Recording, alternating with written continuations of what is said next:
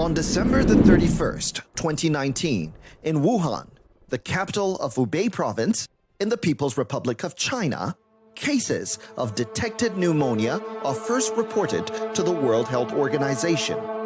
During this reported period, the virus is unknown.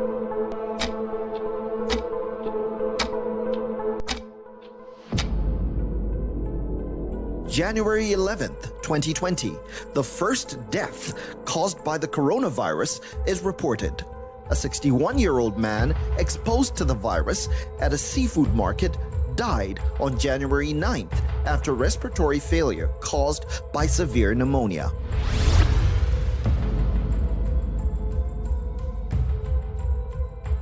By the end of the first month of 2020, WHO determines that the virus outbreak constitutes a public health emergency of international concern.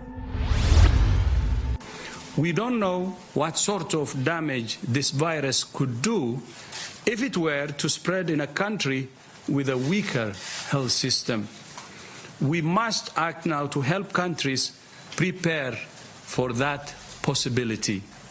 For all of these reasons, I'm declaring a public health emergency of international concern over the global outbreak of novel coronavirus. February 11, 2020, WHO names the coronavirus COVID-19, and thus began an unprecedented global pandemic that would devastate economies, stretch medical systems in almost every country, and cause the deaths of millions around the world.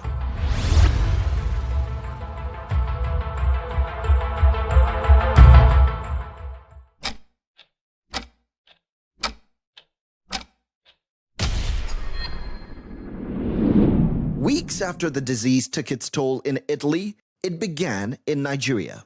The first case of coronavirus disease in the country was an Italian citizen in Lagos who tested positive on February 27, 2020. The patient, who was Italian, worked in Nigeria and returned from Milan, Italy to Lagos on the 25th of February 2020. The government of Nigeria, through the Federal Ministry of Health, immediately began strengthening measures to ensure an outbreak in Nigeria was controlled and contained quickly. Nigeria has since recorded over 165,000 cases across its 36 states and federal capital. 156,000 patients have successfully recovered. However, sadly, over 2,000 have died from complications related to the virus.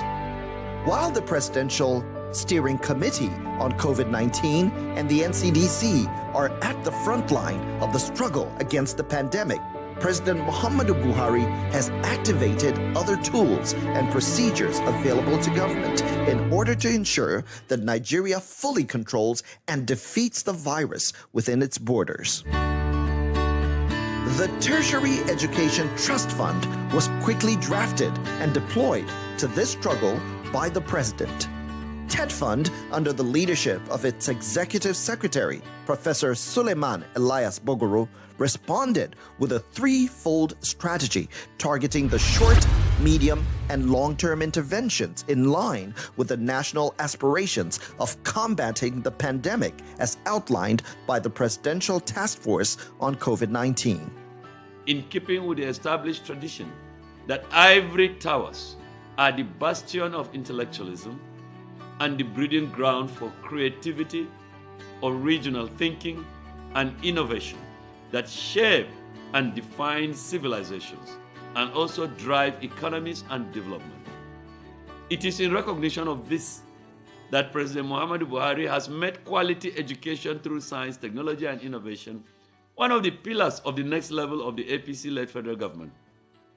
Precisely why Mr. President last year told the Minister of Education, Malam Adamu, to instruct TETFund to support the federal government initiative of responding to COVID-19 threat through groundbreaking research for phytomedical drugs, prophylactics, PPE, and eventually vaccines. I am pleased to inform you that TETFund has gone far in implementing the President's directives. and soon the results will be announced. The period of total lockdown, which extended to prohibition of interstate travel, was particularly difficult for Nigerians, many of whom made their living from daily trade activities. In support of the federal government of Nigeria, TETFund responded through the donation of palliative materials to cushion the sudden effect of the pandemic in different communities across the 6 geopolitical zones of the country. The world breathed a sigh of relief on December 10th, 2020, when vaccine advisors to the FDA in the United States voted to recommend the agency grant emergency use authorization to Pfizer coronavirus vaccines. Only days later, the FDA authorizes a second coronavirus vaccine made by Moderna for emergency use. For the first time since the pandemic began, hope seemed to be on the horizon. But even in the early days, as the most powerful and economically buoyant nations placed massive orders and prepared extensive distribution logistics, it became obvious that developing countries, including Nigeria, risked being left out in the cold due to the threat of vaccine nationalism.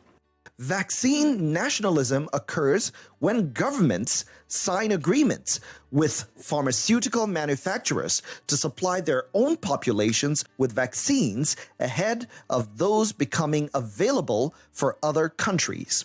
A situation like this would be a big challenge to Nigeria's medicine security unless the country can use research and development to secure itself against this and any future pandemics.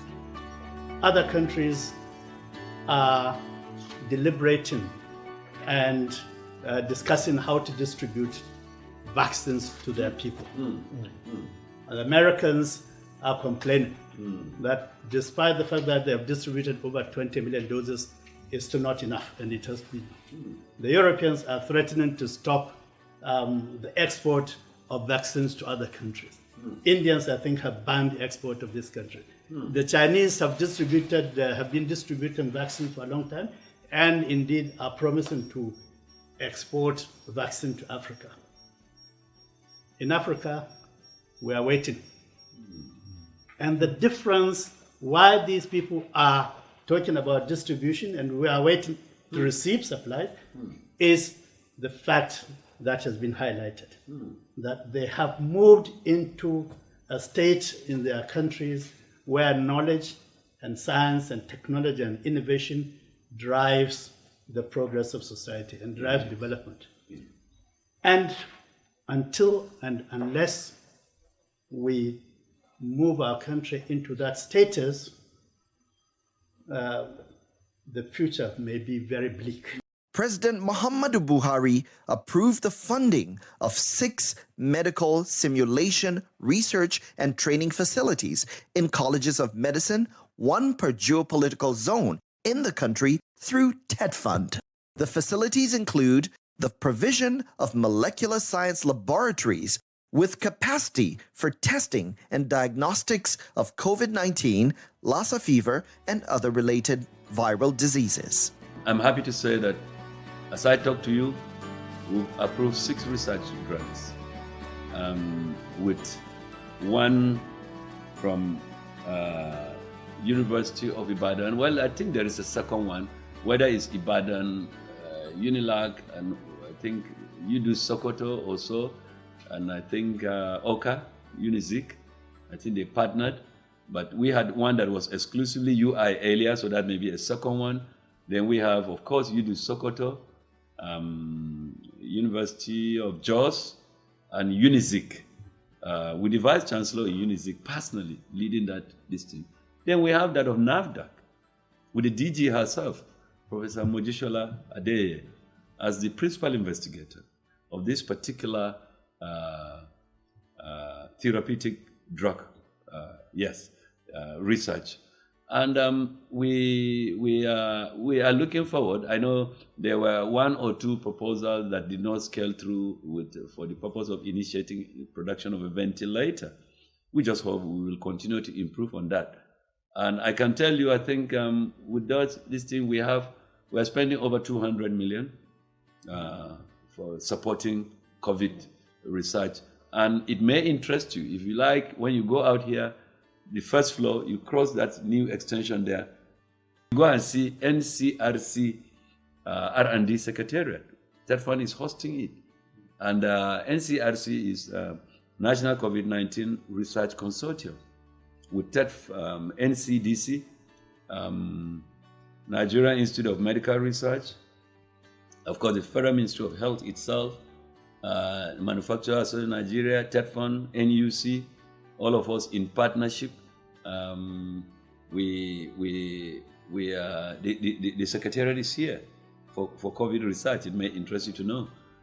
TETFund leveraged Nigeria's public university system, R&D institutions, as well as other organizations to achieve this. The following institutions were funded by TETFund to undergo COVID-19 research works: the National Food and Drug Administration and Control, the University of Ibadan, Usman Danfodio University, the University of Jos, the Nnamdi Azikiwe University, and the Kaduna State Polytechnic. For the first time in Nigeria, inspired by the paradigm shift that institutionalizes research and development as priority, TETFund has acquired the latest world-class industrial-grade drug screening software under this intervention. This will go a long way to consolidate on the new R&D drive in our tertiary institutions, which has led to the emergence of the production of sanitizers, prototype ventilators, and PPE in our universities across the country. I'd like to put on record that TETFund was actually one of those groups that were foresighted enough to begin to look in this direction even before the pandemic hit the shores of the country. Myself and a few other colleagues for close to a decade now had been preaching the mantra for us to start to develop local solutions to problems that come up in our settings. And that's why we came up with the concept of medicine security. So kudos to TETFund for being one of the forerunners in that particular arena to identify that there is an urgent and important need for Nigerian scientists to be in a position where we can contribute to addressing our own healthcare needs. Drug security is defined as measures put in place to ensure that quality, safe, and effective medicines are produced by facilities that meet the right standards, and that the integrity of such medicines is not compromised during its distribution along supply chains. Interestingly, Nigeria is uniquely positioned to achieve drug security through phytomedicines and petrochemicals. Just to give you a broad picture of the two major sources of pharmaceuticals and phytomedicine. So you have a significant proportion coming from the flora that exists in the country. Those are the phytomedicines. But you also have medicines of petrochemical origin. So medicines that can actually come from our petroleum industry. You know, petrochemicals are now transformed into active pharmaceutical ingredients, which now go into the production of drugs. So whether you're talking of medicines of phytomedicinal origin or medicines of petrochemical origin, Nigeria is blessed in both areas. And those two things have come up in our discussions in the pharmaceuticals group. There is an urgent and important need to develop our capacity in phytomedicinal medicine production. And there is an urgent and important need to develop our capacities, link up with the petroleum group to develop medicines and APIs, that's active pharmaceutical ingredients, from the petrochemical and petroleum sector. So we're looking at both scenarios at the same time. What are the advantages, you would say? One is that we are sure of achieving medicine security for our people. Medicine security is a concept that we came up with a few years ago, which argues that unless a people are able to guarantee the production and provision of high quality, safe and affordable medicines for its population, that country will not be able to ensure that that population has good access to healthcare. It's not rocket science, but we've been preaching it for years, and it took the COVID pandemic to open everybody's eyes that this is what we need to be doing right now. Pharmaceutical, yes. This is very important. And at no time in recent years have we had the challenge of pharmaceutical. As with the issue of vaccines now, am I right? Drugs, for most of last year. We were praying that eventually some vaccines would be confirmed by the World Health Organization and having been clinically certified to be applied to you and me. Most of the time we started with some, drugs, as it were, right.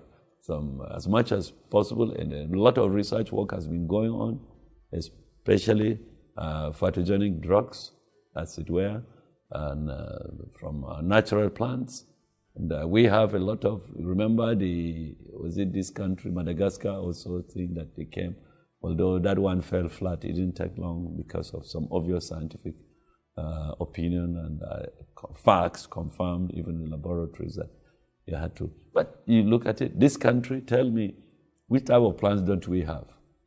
From the forest there up to the Sudan, the savanna areas, and so on and so forth. And these plants have substances that can be extracted and characterized, and they solve the problems of diseases in a manner you never would have expected.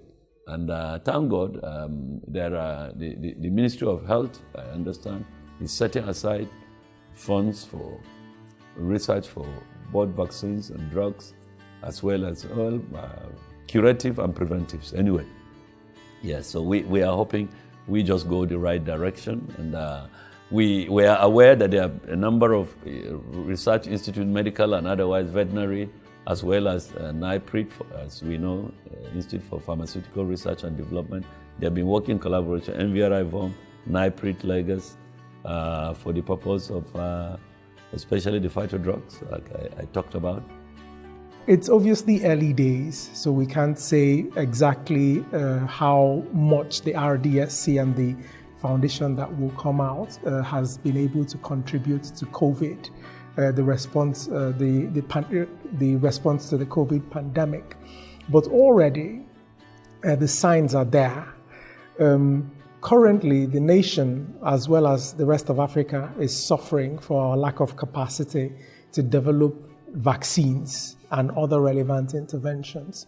However, some of the key issues that have come up in the pharmaceuticals group, as well as in other cross-cutting groups that we have engaged with, have indicated that, number one, phytomedicines is an area where Nigeria has a comparative advantage and where we need to start building capacity. We need to start ramping up capabilities so that we can start harnessing those capabilities.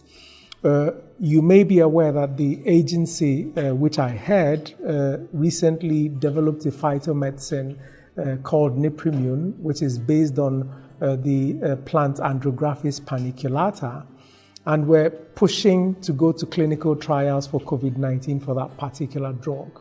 Our colleagues in Thailand, who incidentally have had better funding, already use that particular phytomedicine to manage COVID-19. And so that's the importance of what TETFund is doing today, bringing doctors, pharmacists, and all other professionals that can contribute to undertaking successful clinical trials, as well as providing a mechanism for ready and available funding for those clinical trials to be expedited.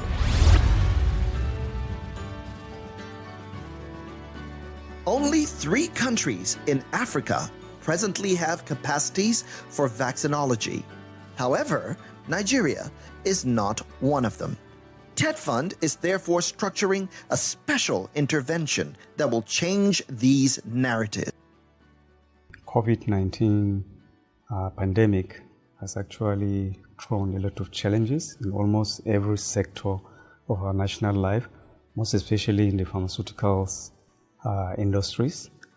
But one thing assuring is that just recently we had a local state tours of some pharmaceutical industries across the country and some research institutes. And from what we have seen, it's like our pharmaceutical companies are already there. All they need is support from government. And in fact, one striking achievement that we have recorded is the one we saw in Ibadan, Forestry Research Institute. In fact, they have already manufactured something that can boost immunity. It has even been registered by NAFDAC. I don't want to call it a drug for COVID-19, but I think it's along that line. And then also they have something in place that has to do with the COVID-19 vaccine. TETFund has selected National Veterinary Research Institute, VOM, Nigeria Medical Research Institute, Lagos, and the National Institute for Pharmaceutical Research and Development as priorities in this inescapable intervention at the critical period of our national history. If all those things are in place, the next time we have a pandemic, we won't be looking to the West for responses. It is imperative to place the present and the future of this emerging pandemic in its proper context. TETFund is committed to these special interventions for the soul of our nation. It is obvious that the developed world is closing its borders systemically and focusing on its own aspirations. Nigeria, however, has a golden opportunity to turn the story around. It can only do this with the explorative tool for harnessing indigenous knowledge. That tool is research and development, and that is the paradigm shift.